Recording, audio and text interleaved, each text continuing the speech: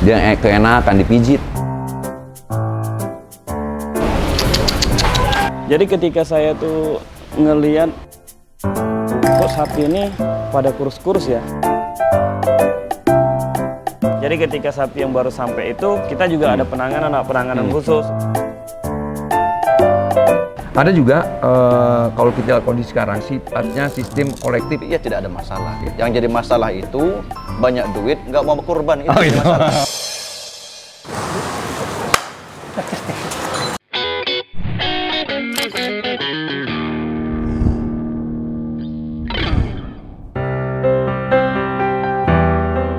Kebutuhan hewan kurban di Kota Batam untuk Hari Raya Idul Adha tahun 2024 ini diprediksi mencapai 15.000 ekor.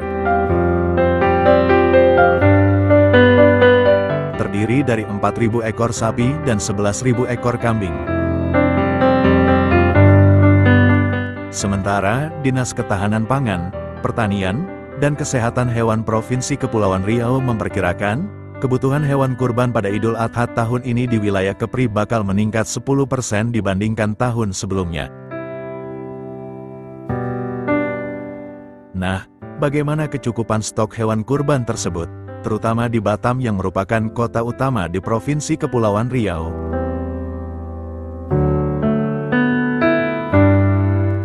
Bagaimana jaminan kesehatannya?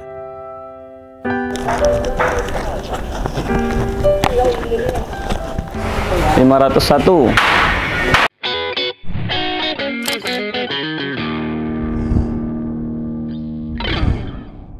Ya, pemirsa gue saya Indonesia, saat ini saya berada di kandang Berkah dan saya sudah berhadapan dengan Pak Ustadz Ali, MPD. SPD. MPD. MPD ya, sekarang udah MPD ya. Beliau ini adalah salah satu pengelola kandang Berkah, salah satu penyedia hewan kurban di Kota Batam. Kita langsung ke Pak Ali. Pak Ali, ya, berbicara tentang kurban ini kan kaitannya dengan perayaan Idul Adha ya di bulan terakhir kalender Islam Zulhijjah. Sebenarnya bisa dijelaskan singkat tentang apa itu Idul Adha, Pak Ali? Baik. Bismillahirrahmanirrahim. Hamdan wa syukran lillah, amma ba'd. Baik, Bapak Adis Hamzah, kami akan menjelaskan salah satu fadilah dan kemuliaan orang-orang yang berkurban. Memang kurban itu sunnah, walaupun sunnah tapi pahala yang sangat besar. Nah, dalam Sahih Bukhari ada satu hadis Nabi yang mengatakan, ma'amila ibnu Adam yauman nahar amalan ahabbu ilallah azza wa jalla min ihraqid dam wa innahu la ta'ti yaumal qiyamah biquruniha wa azlafiha wa asy'ariha wa anad dama liqa'u min Allah azza wa jalla bimakanin qabla ayaqa'a al-ardi fatibu biha nafsan. Kata Rasulullah, saat datangnya hari raya kurban, tidak ada amalan yang paling dicintai oleh Nabi selain memotong hewan kurban. Kenapa? Karena hewan korban yang kita potong itu nanti di hari kiamat dia datang dengan tanduknya, bulunya, bahkan kukunya. Oh gitu? Ya. Mungkin orang bertanya-tanya, kenapa dia datang dengan tanduk, bulu, dan kukunya? Karena Allah memuliakan orang-orang yang berkorban sampai-sampai bulu, tanduk, kukunya Allah balas. Kapan balasan itu didapatkan? Sebelum darah itu menetes ke tanah, Allah sudah siapkan kebaikan buat orang yang korban. Itu fadilahnya. Fadilahnya itu. Sebenarnya kalau boleh diceritakan sedikit Pak Ustadz Ali, sejarah kurban itu kok sampai harus ada kurban itu bagaimana? Ya. Baik, sejarah kurban, kalau kita membaca sejarah Nabi Ibrahim dan Nabi Ismail, singkatnya pada saat itu Allah ingin menguji Nabi Ibrahim untuk menyembelih putra kesayangan Nabi Ismail. Jadi kesetiaannya mungkin ya? Ya. Pada intinya, kurban itu kurbatun minallah, untuk pendekatan diri kita kepada Allah Subhanahu wa Ta'ala. Itu aja tujuannya. Itu menjadi hakikatnya. Kita umat Islam disunahkan ya? Disunahkan. Mungkin bagi yang udah mampu, mungkin wajib juga mungkin. Ada nggak kriteria mewajibkan itu? Bahkan ada satu pendapat mengatakan seorang ulama, bagi orang yang kaya itu dianjurkan, bahkan wajib hukumnya untuk berkorban. Wajib hukumnya. Sebagian orang berpendapat, Ustadz, ya saya kan sudah berkorban, boleh nggak berkorban lagi? Justru bagus. Setiap tahun? Setiap tahun, karena perkara sunnah, kalau kita kerjakan terus menerus itu lebih bagus. Lebih bagus gitu ya? Lebih bagus. Oke, Pak Ali. Kan ada kurban, ada sesuatu yang harus dikurbankan dalam, tadi dijelaskan di awal itu berupa hewan gitu ya kan? Ya. Nah, hewan yang dimaksud ini kalau diilustrasikan zaman Nabi Ismail itu kan diganti dengan gibas ya, atau Gibas. domba gitu kan. Nah, Ya. tapi apakah ketentuan itu harus kambing atau domba aja atau gimana? Boleh kambing, boleh domba, boleh sapi. Yang penting secara hukum fikih syaratnya sudah masuk. Sudah masuk. Yang minimal tanduknya sudah ada, Kriteria itu giginya ya? sudah Ada ada, kriteria. berumur 2 tahun. Itu syarat-syarat orang yang Oke. boleh dikorbankan hewan korban. Termasuk unta juga kalau di Boleh. Oke. Itu diperbolehkan gitu. Dibolehkan. Terus masalah kesehatan. Kesehatan sudah pasti. Jenis kelamin pasti, Pasti. itu harus jantan. Jantan. Gitu ya. Nah, kalau seumpamanya begitu Pak Ali, tentang syariatnya bahwa kurban ini anggaplah itu sunnah, memang tadi dijelaskan gitu kan, bisa juga menjadi suatu kewajiban bagi yang sudah mampu gitu. Betul. Kan. Seandainya, ya kan, seandainya ini ada nggak hukum ataupun dari yang maha kuasa bahwa kita udah mampu tapi nggak mau berkorban, itu kira-kira gimana tuh Pak Ali? Sangat-sangat rugi. Sangat merugikan. Sangat-sangat rugi. Kan kami sudah jelaskan, kurban memang ibadah sunnah. Oke. Tapi kalau kita punya harta, alangkah bagusnya setiap tahun kita berkorban. Begitu.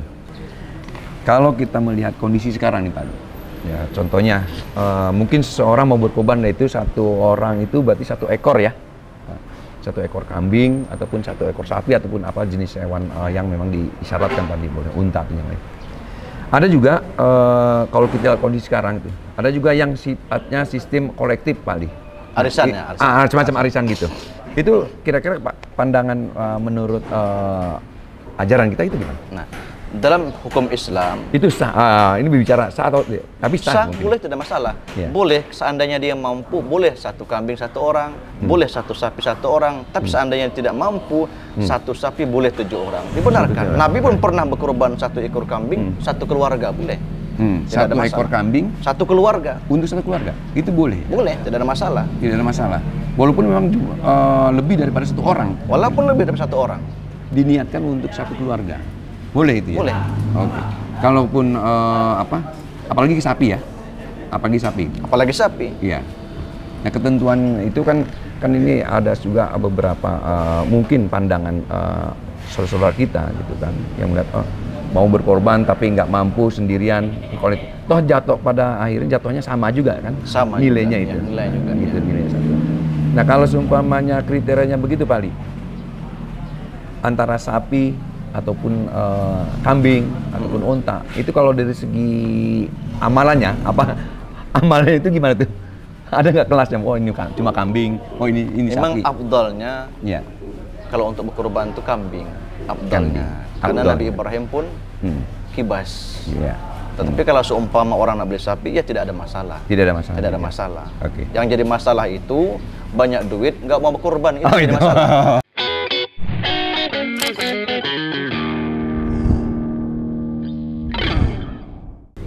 Sebetulnya yang berhak menerima daging ya, Ya. daging hasil kurban itu sesuai ketentuan lah ya, itu siapa Pak? Sebenarnya yang berhak untuk menerima itu pertama orang-orang yang nggak mampu. Oke. Makanya kan ada orang berkorban pergi ke pulau, itu lebih bagus. Iya. Kadang-kadang kita berkorban hanya antara golongan. Oh, itu yang nggak. Itu nggak boleh sebenarnya. Itu nggak boleh. Nggak boleh. Tapi kalaupun memang itu ya itu urusan mereka gitu ya. Tapi yang mereka. jelas lebih upload itu dibagikan ke yang tidak mampu. Oke. Pada saat kurban, ada nggak hak si yang kurban itu di dalam itu? Anggaplah saya nih Ya. kurban kambing. Kalau Kalau saya minta, boleh nggak? boleh, nggak ada masalah. Boleh. Boleh. Karena Artinya kita yang dimakan berkorban sendiri untuk sendiri Iya, gitu. karena yang berkorban itu ada haknya sebagian. Oh gitu ya. Dan itu boleh milih. Boleh. Boleh milih. Kalau untuk memilih, oh saya yang haknya itu kurang bagus. Sebenarnya sih ya, nggak boleh ya. hukum fikih nggak boleh. Nggak boleh. Nggak boleh. Karena sudah ada ketentuan daripada syariat Islam berapa jatah yang berkorban, berapa jatah yang dibagikan untuk yang Oke. berhak. Kalau kita membaca salah satu kitab banyak sekali fadilah kurban itu. Kemuliaan orang berkurban. Pertama, qurbatun minallah, pendekatan diri kepada Allah. Yang kedua, taqtiru sayyi'at, menghapus segala dosa-dosa kecil kita. Dan berkurban, berapa banyak dosa-dosa kecil Allah ampuni. Yang ketiga, manhatun 'anil itsmi, Allah mengampuni dosa-dosa kecil kita. Yang lebih dahsyat lagi, nailur raja wal amnu mimma yakha. Ini luar biasa. Allah berikan ganjaran, yang mana ganjaran untuk orang-orang yang berkurban ini malaikat nggak ada yang tahu pahalanya, hanya Allah yang tahu. Ini luar biasa. Ya. Jadi dari ganjaran itu malaikat pun tidak tahu. Siapa yang tahu? Hanya Allah yang tahu. Inilah balasan untuk orang yang berkurban. Kapan kita dapatkan? Ya tunggu nanti masuk dalam kubur. Makanya kata ulama, salah satu kemuliaan orang yang berkurban itu alama hubbillahi ta'ala, mendapatkan cintanya Allah. Orang yang mendapatkan cinta pasti berkah, apalagi berkorban di kandang berkah, tambah berkah lagi. Baik Pak Ali, mungkin terima kasih Pak Ali pencerahannya tentang Idul Kurban ini di sesi sekarang. Nanti kami akan keliling-keliling pemirsa WS Indonesia, keliling-keliling ke kandang berkah, dan kita akan mengupas berapa banyak kandang berkah ini menyiapkan hewan kurban di Kota Batam, dan bagaimana proses pengadaan hewan kurban ini untuk memberikan atau mensuplai terhadap konsumen-konsumen yang ada di Kota Batam.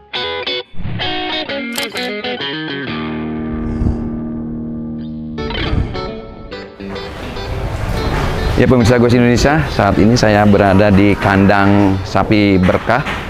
Dan ini salah satu jenis sapi yang ada di sini, sapi Brahma namanya.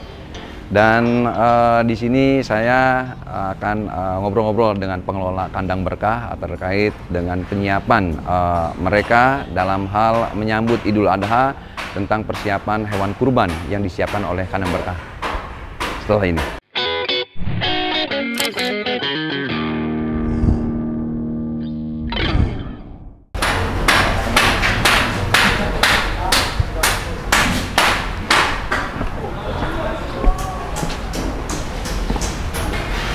Ya pemirsa GOS Indonesia, ini Bang Akan sebagai pengelola kandang berkah. Kita akan ngobrol seputar kandang berkah dalam hal menyiapkan hewan kurban di khususnya di tahun 2024 ini menjelang Idul Adha 1445 Hijriah.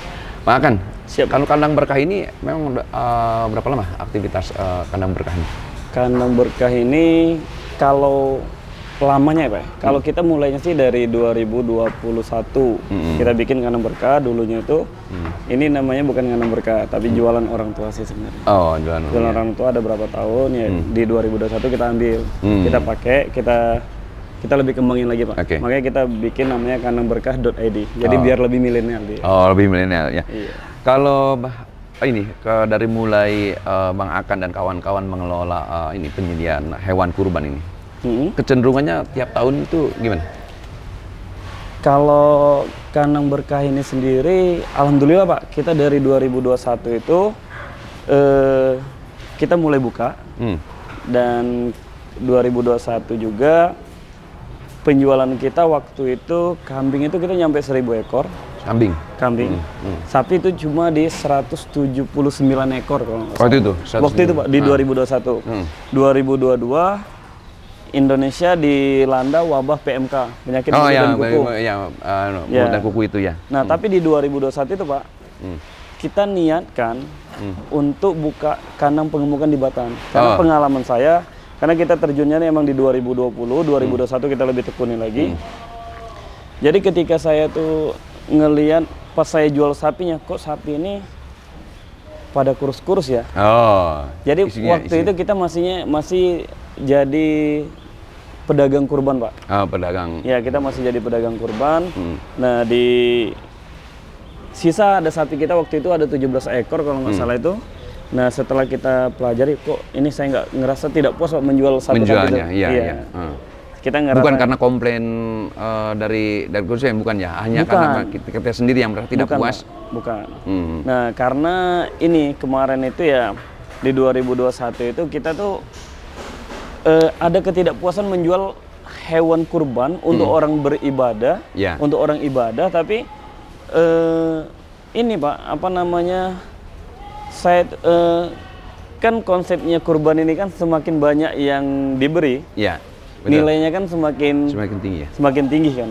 Nah makanya itu kan kita niatkan di 2021 kita bikin kandang pengemukan di Kota Batam, Pak. Oh, ada pengemukan? Ya, kita bikin kandang pengemukan di daerah Sembulang, di tepatnya di Desa Sungai Bulu, Kelurahan Sembulang, Kecamatan Galang.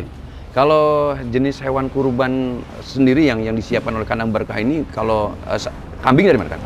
Kalau kambing kita ada belanja dari Lampung, ada kita juga dari Medan. Kambing kita juga masuknya udah lumayan lama juga. Kita bertahap masuknya kambing, Pak. Kita masuk karena kita masuk dari Lampung, Medan, itu udah jauh-jauh hari juga. Gitu. Kalau sapi? Kalau sapi itu kita masuk ada dari Medan, Pak, dari Lampung, dari Bima, sama dari Flores.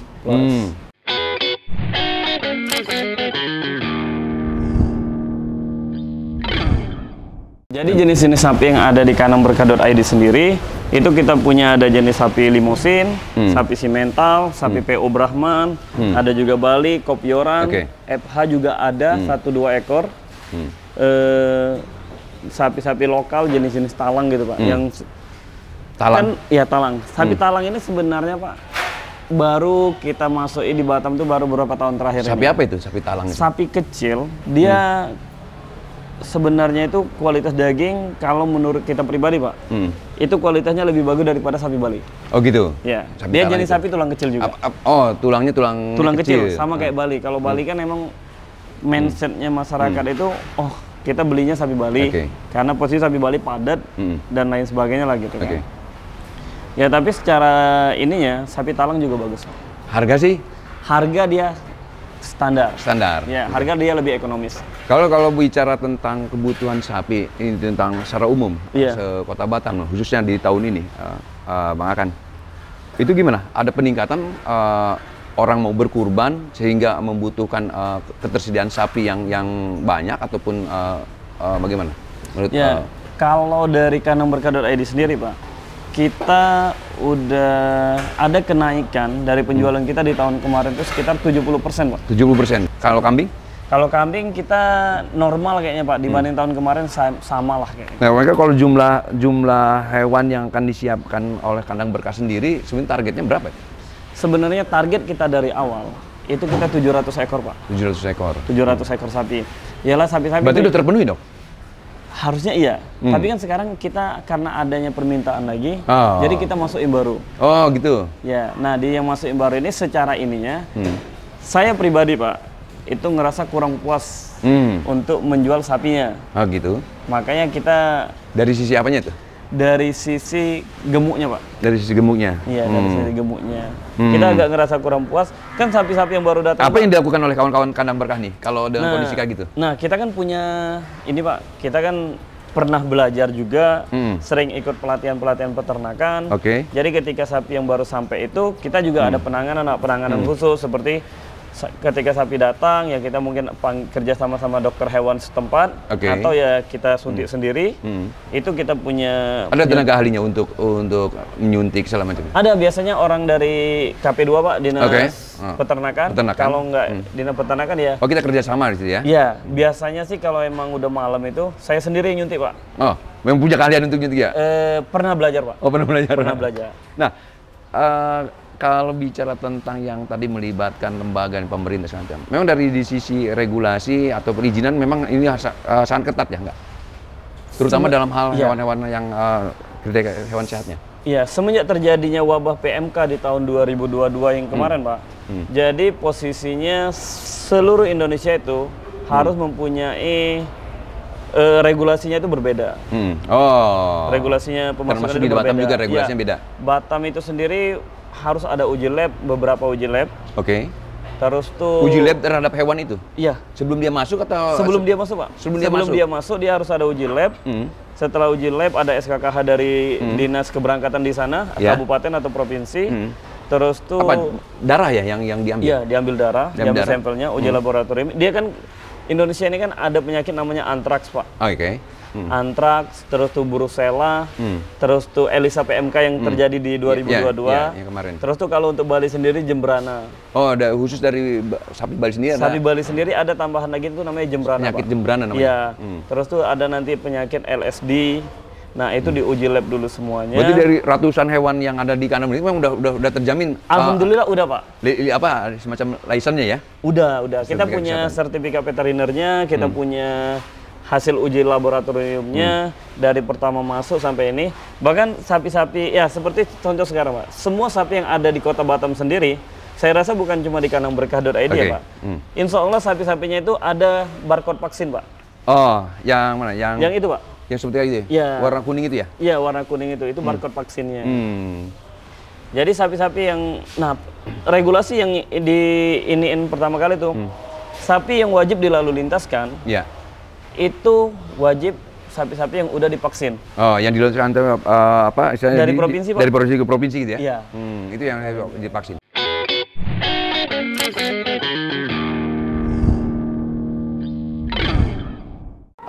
Makanya terakhir nih, Makan.